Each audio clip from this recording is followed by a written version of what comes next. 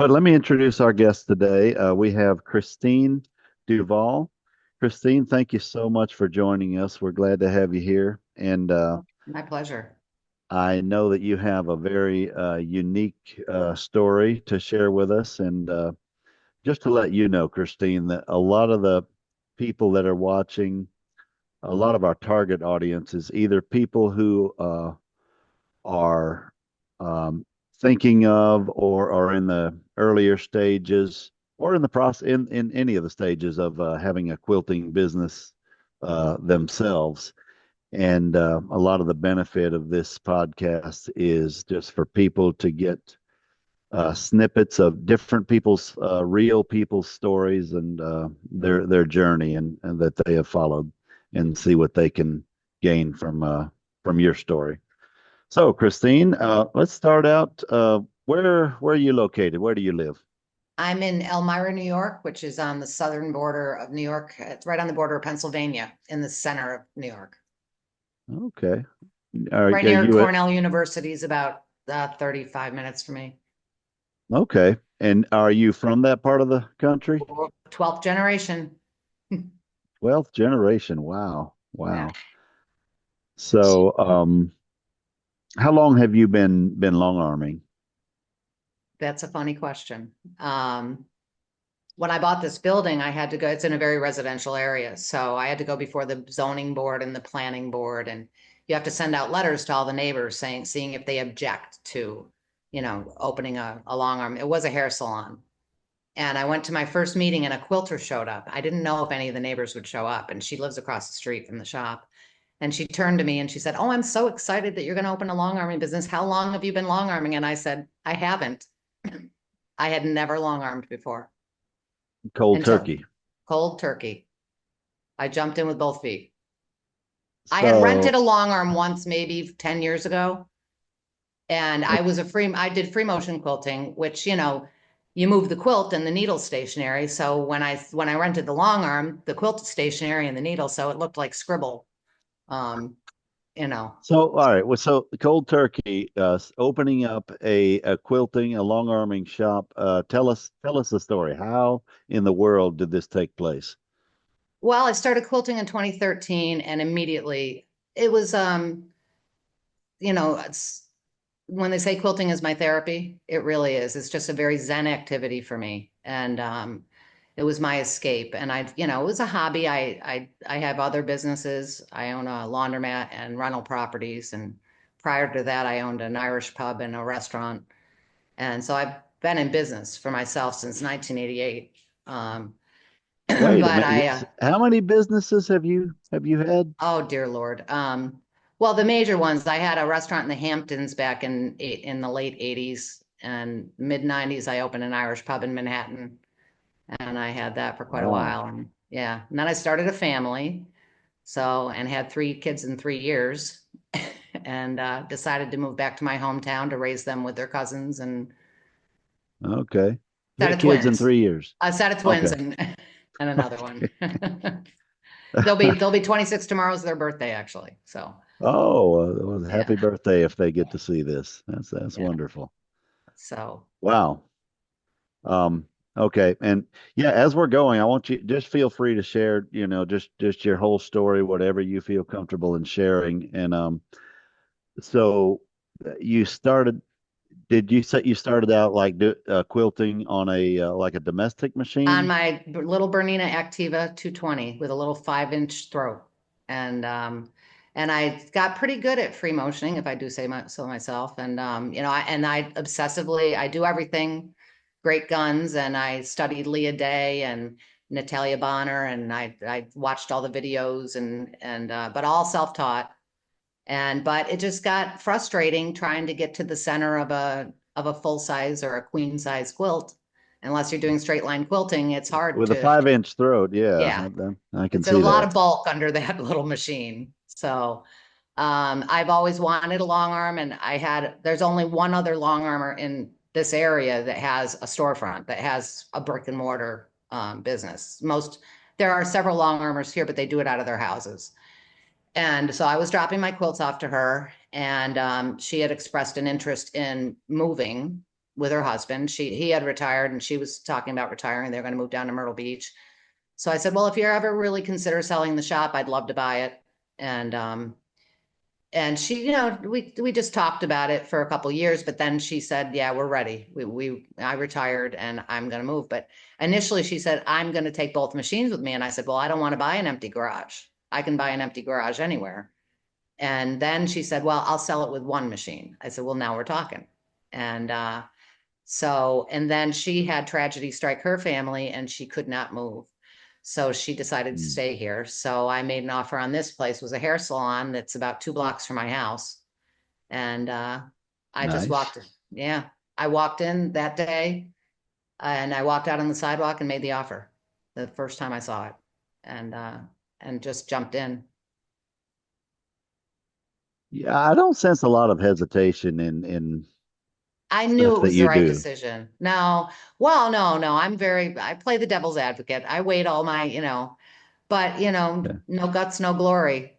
I just, you do your due diligence and I'm a numbers Okay. person, so, and, Okay. I had the option of buying used machines or, I mean, they're out there and then Gamble has the pre-owned too.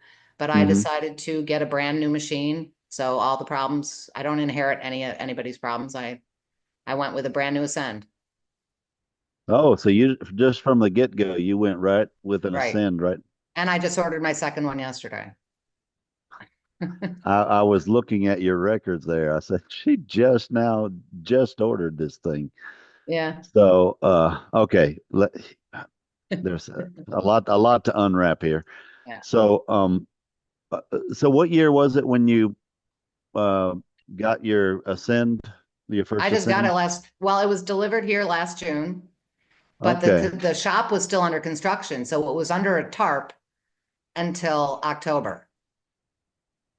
Okay. Okay. So I opened in October. I quilted my first quilt in October. Really? Yeah, 7 months ago.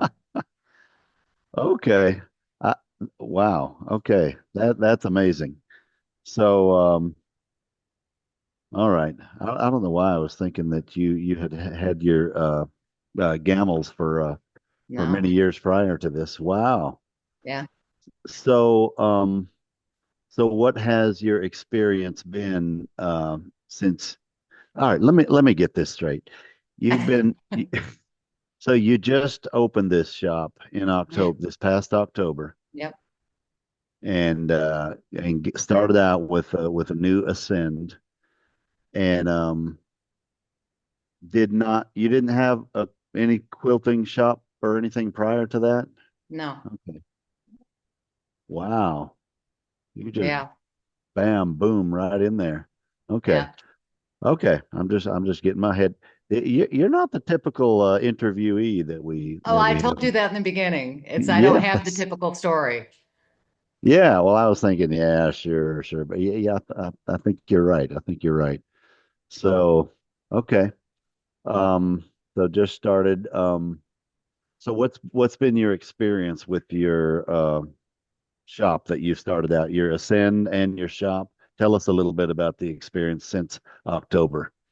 Well, coming in October, I got some of the Christmas quilts. I didn't want to get hit with 100 quilts my first day. I had never long armed before. I practiced on some of my own before I actually opened my doors, but so I could do the edge to edge. But I learn with every quilt. I've done over 100 customer quilts now and probably 70 quilts of valor, which I do pro bono. Um, and I learn with every single quilt still, every single one. But from the get-go, I watched all the Gamel videos. Mm, Amazing. I mean, with the creative studios. And it's funny because my son, he just graduated 2 weeks ago, but he was initially an engineering student and just graduated with his computer science degree. And so when I had my Gamel delivered, I said, I want you there for my training because he knows CAD and I don't know mm. CAD. So he was mesmerized. He said, Mom, you could quilt for 20 years and you don't know 1/10 of 1% of what this machine can do. And now he Wow. wants to design long arm patterns. So, Really? yeah.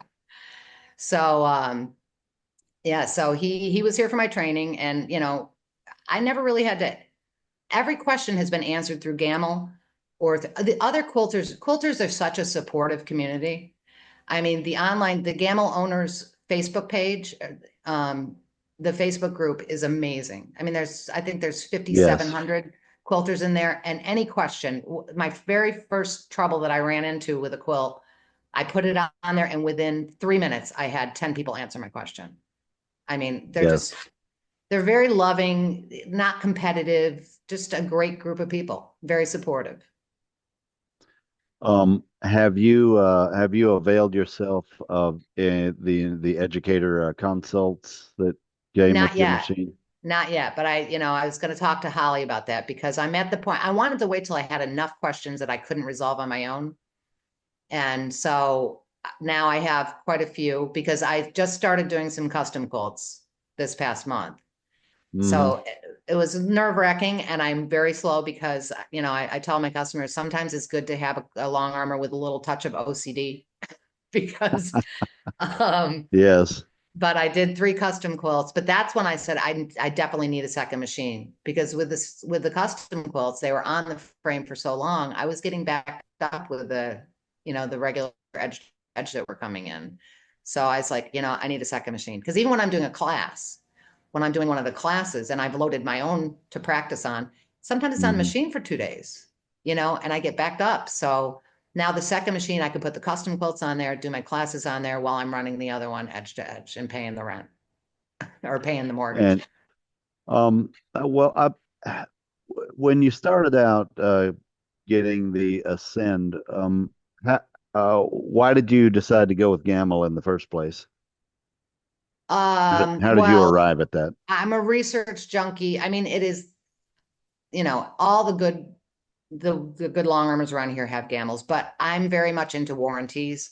The commercial warranty with the gamel was head and shoulders above the rest. So, I mean, and that I knew, I was going to run it as a business.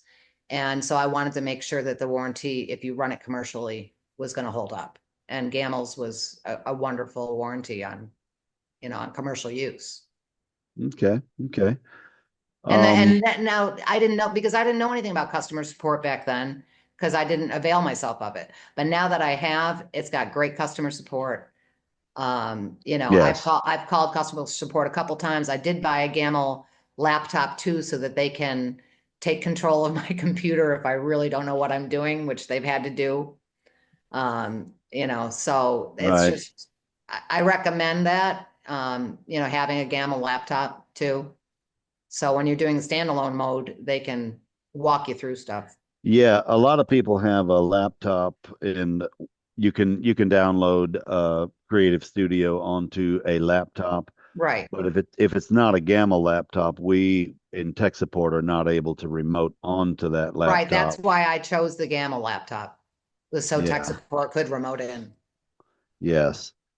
Um, one other thing, I did want to say that I would recommend the free educator consults that you get with your machine. I would recommend doing it sooner rather than later because I understand what you're saying about building up questions, a list of questions before you talk to them.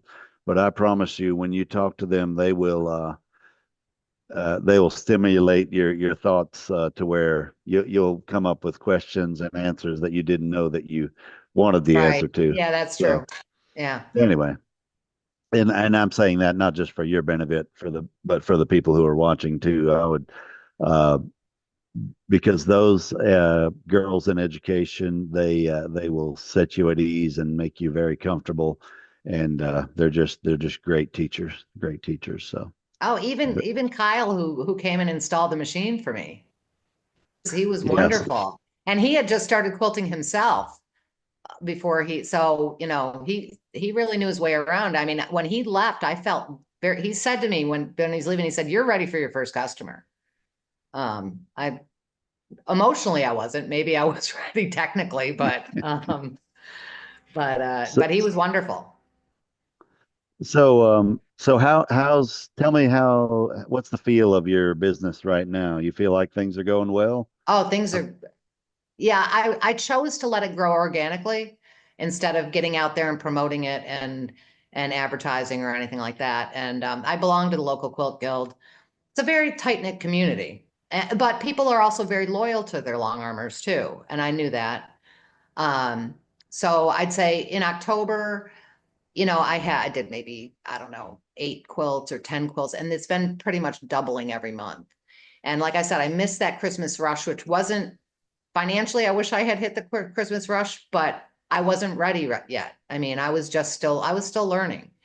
And Mhm. then, but by the first of the year, I felt much more confident. And then our quilt show was coming up in April for our guild, and I probably had there were probably 20, 15 or 20 that I had done in the show, because they have to put the long armor's name on them. And so I've got a lot, it's just been word of mouth. I mean, people are finding out about me.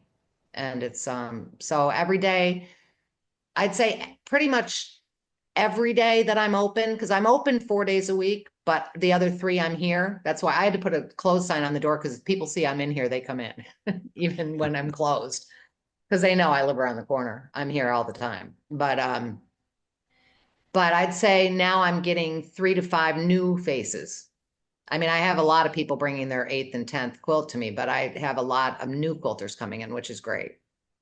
It's very So you exciting. so you feel the impetus. You got some traction, and it feels like it's in the Oh process of yeah. growing.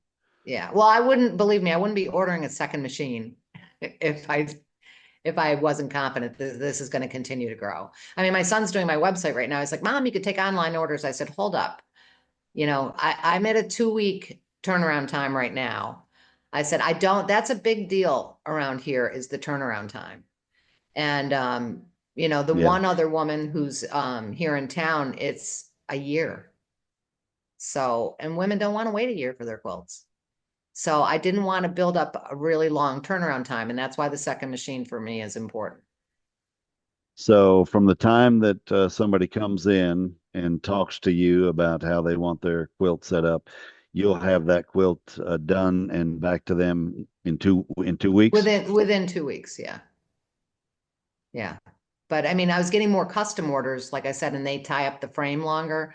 So that's why I wanted the second machine. So I can continue doing the edge to edge on the one machine and then do the custom orders on and my classes on the other machine. Because I'm still in the middle of the classes. Okay. I don't think And I'll ever stop taking classes. and so many of the people that I talk to on here say some version of what you just said. They want to just continue to learn. Yeah. And like you mentioned before, like your son had mentioned, you can pretty much go a lifetime and not exhaust all there is to learn Oh, with absolutely. the Statler and Ascend system. Um, so are you the quilter, the only quilter? Do you have anybody working for you at this point, or Not it's yet. just No, you? no. I've had a lot of offers. A lot of these retired women are like, you ever need help? So it'll get to that point, I think. It will get to Gotcha. that point. I kind of have a feeling when it comes to this next upcoming Christmas season that you're going to kill it. I'm hoping. Yeah, yeah, that's kind of what it sounds like. And at this point, are you doing anything else? Do you have another job at this point, or is this Well, I it? own I own a laundromat and rental property, so I'm a landlord and so Okay, I'm usually putting out fires somewhere. you're kind of an overachiever. I'm getting this sense. My mother might agree with you. Um, Christine or Joan is asking, what classes are you taking? That's a good opportunity to put in a plug for Well, what the ones that education you're come with the doing. owner training, the Gamma owner training are wonderful. Yeah, the new Um, owner training. the new owner training is wonderful, and I went through all those. And with the new owner training, I know it's just basically step by step video clips of how to do all the basic things on there, and the Gamel instructors are always Oh, they're wonderful. building on that and increasing the And I'm a visual learner anyway. I mean, rather than reading it, If I go up into the info on my Uncreative Studios, I can read how to do things, but I like to see it. I like to see a YouTube video of somebody actually doing it.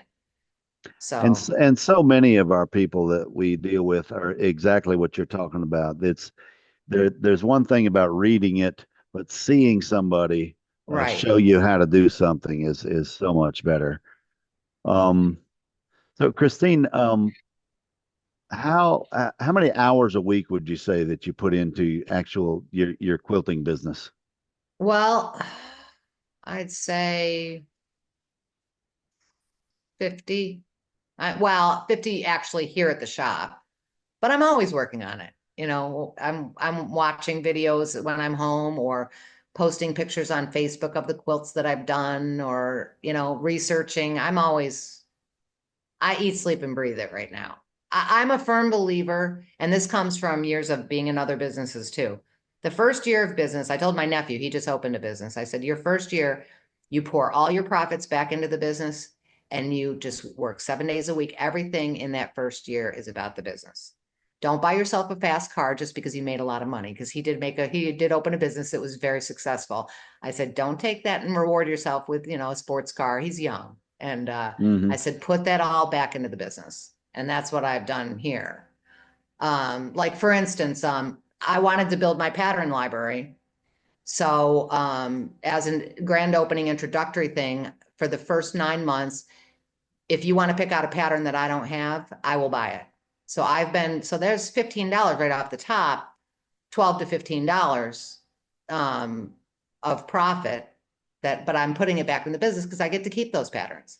So I have built my pattern library over the last, 7 months. I've probably added 200 patterns to my library. So, and you get to keep them Hmm. forever, and I'll use Right, them on my right. second machine, you know. So once I get the new machine, because my rate per square inch is below market. But I said, either when I get my next machine or I hit my 1 year anniversary, I'm going to go up to market. And now if somebody wants a pattern, we'll split the cost. I'll pay half and they pay half. Unless it's a monogram that I'll never Hmm. use again, then they'll pay Gotcha. for it. Well, Christine, do you at this you're in your first year here of this particular business. Is it something that you see yourself doing for a long time? Do you enjoy it? Forever. Tell I us a like, little bit well, about that. that's the big fear. When you monetize something you love, all of a sudden it becomes a job. And I was afraid that I might not love it anymore because now it's a job. The opposite has happened because, this is a fairly small town. It's maybe 30,000 people. But I am so inspired by the work that is coming through my shop. I mean, between collage quilters and art quilters and just traditional quilts, just it's amazing that I'm so inspired that every time something comes in, I'm like, oh, I want to make that. That's the only drawback of this first year is working 7 days a week. I'm not doing any piecing for myself. You Gotcha. know, I'm quilting a lot of other people's quilts, but I haven't done any piecing, but it's coming. I don't want to burn out. So I was talking to my sister and I said, I'm going to take a day and it's just going to be for me. I'm just going to come in here and do some piecing, because it makes me happy. That's And like therapy for you. well, I just turned 60 and I told my kids, I said, I'm not doing anything that doesn't bring me joy anymore. It's all about joy. Awesome, awesome. I've got a question from Lois is asking, how long did you earn the equivalent of your investment? She says she just ordered her pre-love machine and is very nervous and hoping that she can actually earn. What would you say to Lois? Well, I mean, to pay off the machine, I don't know how long it'll be. I was earning enough to make the payment right out of the gate, the payment on the Yeah. machine. So, Okay. because I got all the bells and whistles, it was not Hmm. inexpensive. So it'll Yeah. Yeah. probably be, well, now with the second machine, I don't know, but, and because it'll grow exponentially. And, so I think, probably 3 years, I can have both of them paid off. Okay. So, Awesome. Yeah. But I Awesome. was making the payment on my first machine within by Christmas time. And I opened, I think, October 9th. So like I said, it was a little slow out of the gate because people hadn't heard about me. Yeah, Yeah. yeah. But now the word is out. So Well, it sounds like you hit the ground running. Um, Pat is asking a rather generalized question. What are the challenges that you have experienced thus far in this business? um well, not all quilters are created equal. So, I know some long armors that reject some quilts. I have not had the heart to do that, and I don't want to do that because I'm somebody who not only do I want to encourage people who are already quilting, I'd like to get people who've never quilted quilting again. I'd like to get younger. I was talking to my daughter tonight. My girls are going to be 26, so they're Generation Z, they're Gen Zers, and I'd love to see. I belong to a group on Facebook called Young and Millennial Quilters. Millennials are a little older than my kids, but my kids are Gen Z. And I said, what would you guys, what do you want? What do you, what are you looking for in that? Because I'd love to get them into it. So I think the challenge is I have a quilt here that I've had here for a month because just getting it square took me a week. It was, there's some that are very, very wavy. And so what I do, I keep the customer in the loop.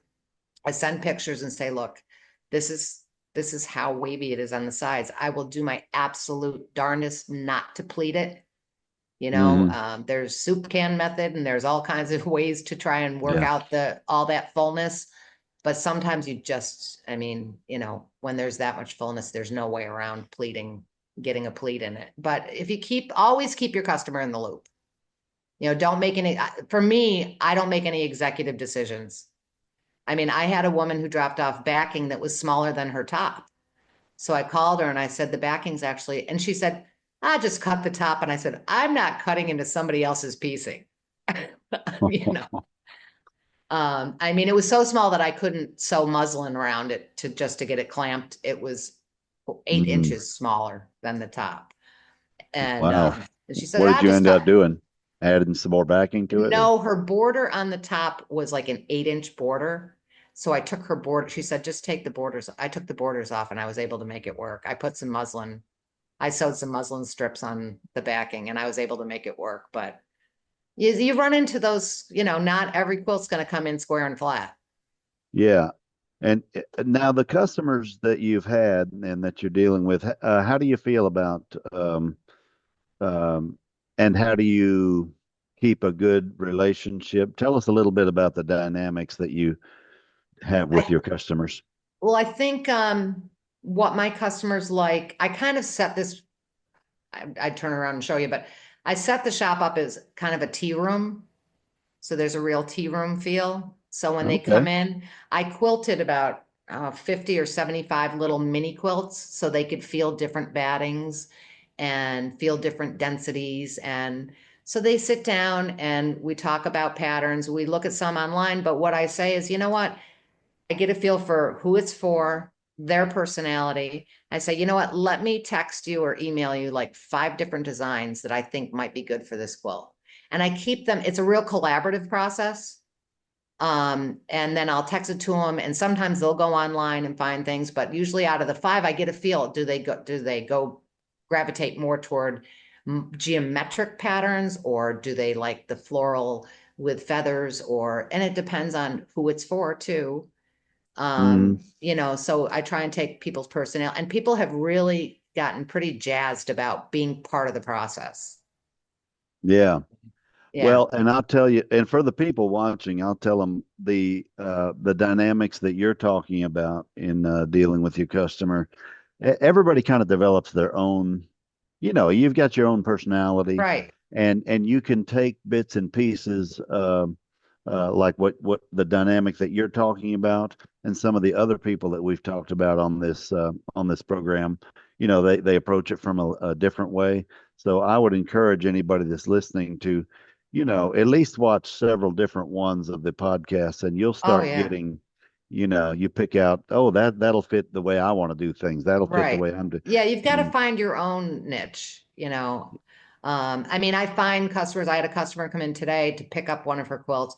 but she now brings in some of her fabrics and will ask me, what color border I'm going to do lattice. Which color do you think I should? So they're asking my opinion because they see Hmm. my style, the way I've quilted my quilts and the way what I kind of gravitate toward. And it's nice that they ask my opinion on design choices too. So Yes. they're friendships. You build friendships in here, you Hmm. know? So, I wanted to ask, Pat has a question for you that actually feeds into a question that I was going to ask you also about if you charge by the hour, by the square inch, etc. Pat specifically says, um, tell us about the methods applied to how you charge, and as a side related to that, who handles your household chores since you're so devoted to your businesses? not my kids.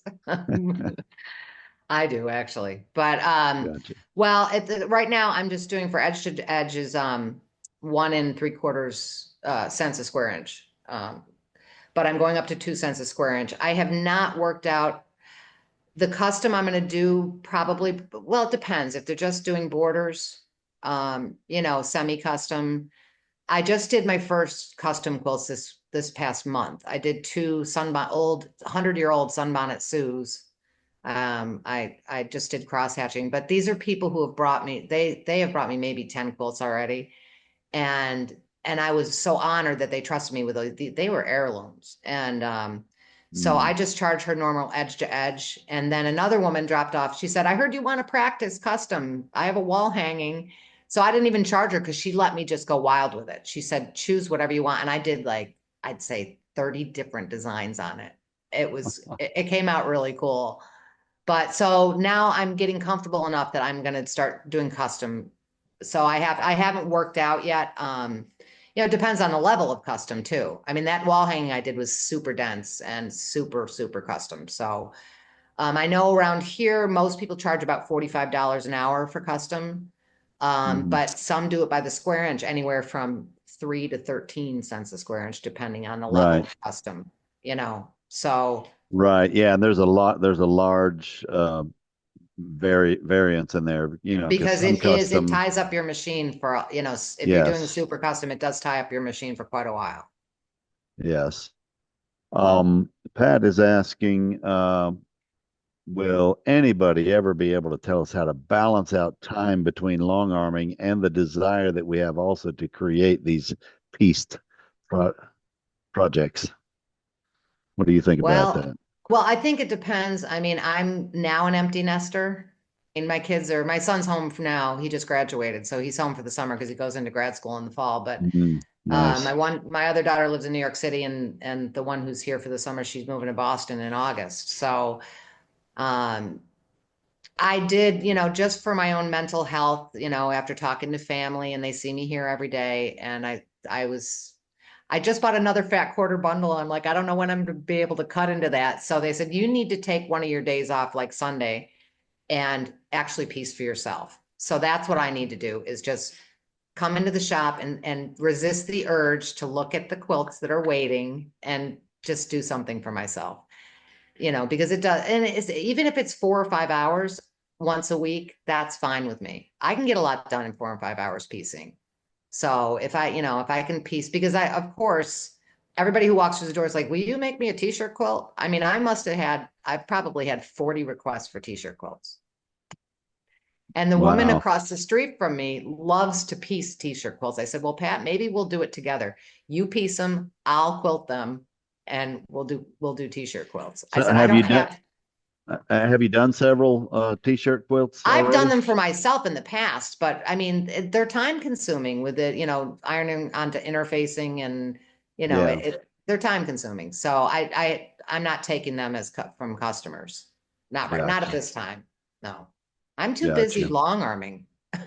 I hear you.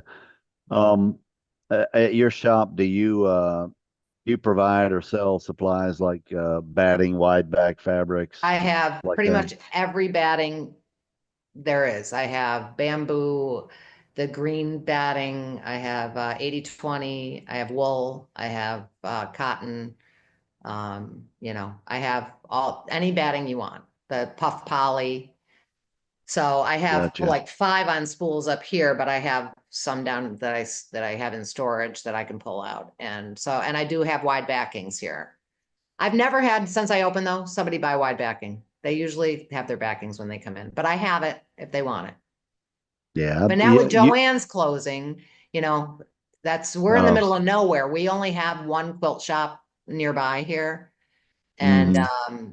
so it's not like being in a metropolitan area where you can go to, 10 different quilt shops.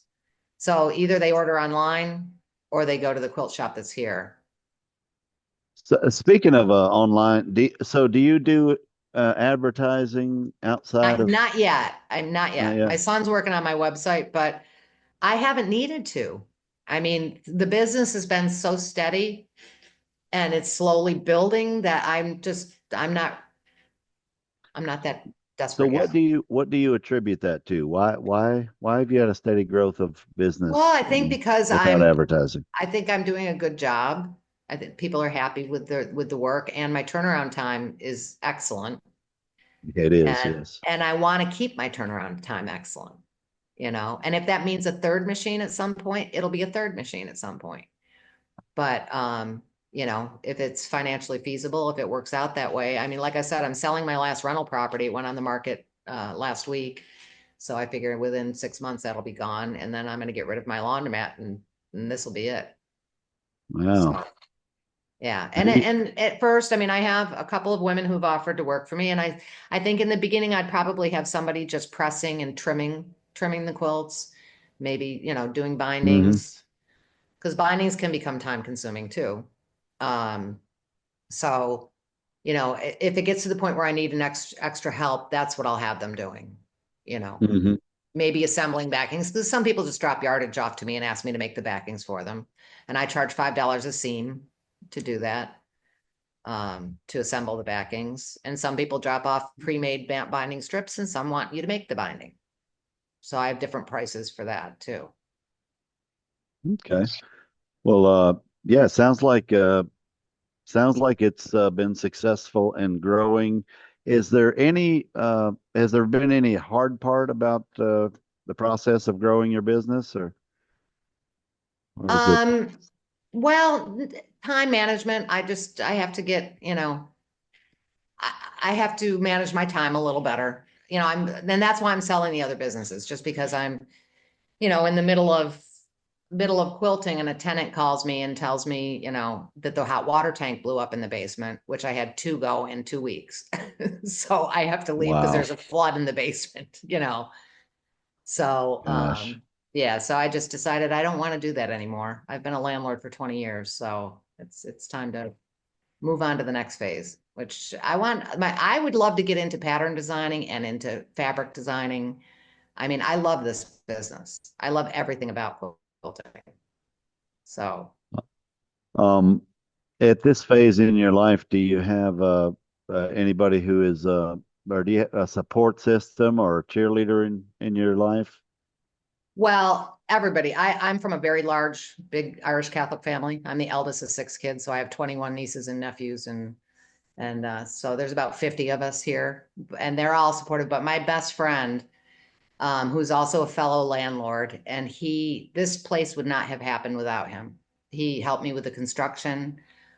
He's the one, when I first thought about buying this building, he said, and you always second guess yourself. And he said, you can do this. You can, he was the one who just really said, you've got this. You've got this.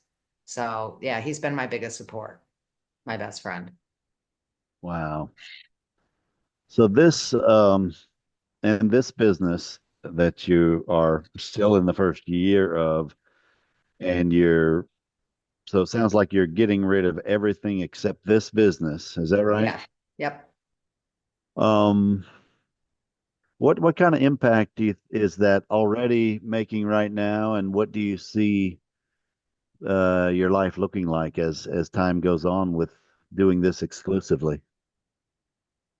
Well, like I said, I think maybe it just comes with age that you just want joy in your life. And when I come in here, I mean, there are nights that I shut the machine down at 7 o'clock. My hours are 11 to 7. And at 7 o'clock, sometimes I'll brew myself a cup of coffee and just sit here for another hour because this is my Zen space. This is my happy place. And, Mhm. I just sit and it's quiet and my creative juices are always going. And I love being here. And, I told my kids, you know, and it's time for me to listen to my own advice is if you do what you love, you will never work a day in your life. Yes. So, so I mean, I Yes. see this is something I loved already. And now getting to share that joy, because listen, you talk to the flatlanders like my family about quilting all the time, it becomes like Charlie Brown's teacher talking to you. They're like, want, want, want. They don't want to hear it anymore. But now I have other people who are as passionate about quilting as I am coming in. I mean, I had one of my favorite customers who brought me all those vintage quilts, and she's about my mom's age, and she said to me, she was telling me about Stearns and Foster. I did not know. I thought they made mattresses. She said no, they originally made quilt batting and quilt patterns. And she brought me in a catalog from that she did a quilt in the 40s, and it had to be pieced by hand and hand quilted. Mm. And because they had a big contest, and she brought me in they're bringing in pieces of history. I mean, the passion for quilting is, I think once you're bitten by it, there's no going back. Well, for any of those newbies that are watching, can you think of anything that you maybe wish you had known when before you first started this, or anything that you could tell them? Um, Maybe they could avoid No, any I would say bumps. if you don't belong to your local quilt guild, definitely get involved. And I'll tell you, I reached out to Quilts of Valor immediately, like my first week that I opened, because I really am passionate about helping the veterans. But it was great. It was not only did I meet a lot of other quilters, but it was great. It was my learning curve was cut down a lot by doing those Quilts of Valor in the beginning. So, and it just feels good, it's all karma and just doing those quilts. They just dropped off another 8 yesterday. And I love, and I've gone to some of the presentations. And in fact, one of the quilts that I did for the quilt show in April was a big peace sign. And the quilter across the street made it, and she donated it to a very famous church here. Mark Twain actually married his wife, Olivia Langdon, in this church. She donated it to the church, and they had a presentation on Sunday and invited us both to the presentation of the quilt. And we were in the paper and on the news and everything. And so it's good to do those charity, do the charity Yeah, quilts. I've heard a lot of. I hear when I talk to people on here so much about the Quilts of Valor. So it sounds like there's not only just the I don't know the gift of being able to serve and give to somebody else, but there's also exposure and there's experience. Um, But tell it's us a Quilt of little bit Valor about. isn't the only Yeah. organization either. I mean, like Hmm. my guild, there's probably about 150 women in my guild, and that's only a small percentage of the quilters in this area. Um, but they do about 30 charity quilts a month, and they do for the battered women's shelter, for the NIC unit at the hospital for the babies. Mm. There are so many opportunities we did quilts and sent them to the Ukraine. Mm. So I mean, there's a lot of opportunities to practice your skills and help someone in need, you know. Yeah. Well, Christine, we're getting close to the end here, but I'm really blown away. You live in a town, maybe 30,000, you said, Mhm. and and it looks like you've at this short juncture have had pretty good success already, and it Oh, looks like I've been blessed it's for on that sure. trajectory. Um, just from your point of view, somebody who is just starting out and wants to follow your path, do you think that it's possible for someone to be successful in this? Absolutely. I think Well, if you look at just if you're like me and a very fact-based, I just looked at I don't know, maybe a month ago at the growth in the quilting industry. And they're expecting it by 2027 to hit $5 billion a year. That's huge. Yes. Um, I mean, the amount of there's 9 to 11 million quilters in the United States, and it's growing. So, I mean, some people consider it still a niche industry. It's not. It's becoming much more mainstream. A lot of really Yeah. young quilters are getting into it now. And it's because it's not your grandmother's quilt anymore. I mean, I love those quilts. I love traditional quilts, a grandmother's flower garden, but I love to see these collage quilters. I went to an art quilt exhibit and they're making sculptures out of quilts now. And they were gorgeous. So, I mean, quilting is going off into so many different directions now. It can do nothing but grow. So if you love it, I mean, you shouldn't do anything you don't love. But if you love it just from, a purely fiscal standpoint, it's a good move, I think. Right. But you have to be Yes. dedicated to it. I mean, if a lot of people start out, like I said, my story is not traditional. A lot of people start out, they have a 9 to 5 job, quilting is their hobby, so they buy a long arm. So they'll do some for their friends after work or on weekends, and that's how it grows. And then maybe when they retire, or they're bringing in enough money, then they can leave their 9 to 5 job. So I mean, I wanted it as a business from the get go. Well, I couldn't justify spending the money I did and just having it in my house. I just couldn't spend that kind of money on myself. So Gotcha. I had to justify the purchase by making money with it. But I mean, but my personal growth is much more important than the money to me. When you're 60 years old and you've had 3 kids and been a soccer mom for a long time, it's hard to make friends at a certain age. And now this has opened up a whole new social circle for me. We go to Mm, plays together and we socialize together and it's wonderful. wow. That's awesome. Um, Christine, if any of the people listening to this or watching this, how could somebody get in touch with you or do Well, you have it? What do you I have have? a Facebook page. I'm happy to share my phone number. Well, what is your what do they just Well, look I up your named the name? shop after my 2 great grandmothers. Um, Okay. it's Mabel, Mabel, Mabel and Mammy's, Mammy apostrophe S. Those are my 2 great grandmother, Mabel and Mammy's long arm quilting. Okay, and that's on Facebook. They can find It that. is, yeah. And Okay. Christine Roberts Duvall on Facebook too. If anybody wants to friend me, I'd be happy to. They can Okay. reach out on Messenger. Okay. Christine Roberts Duvall. Duvall. Yep. Okay. All right.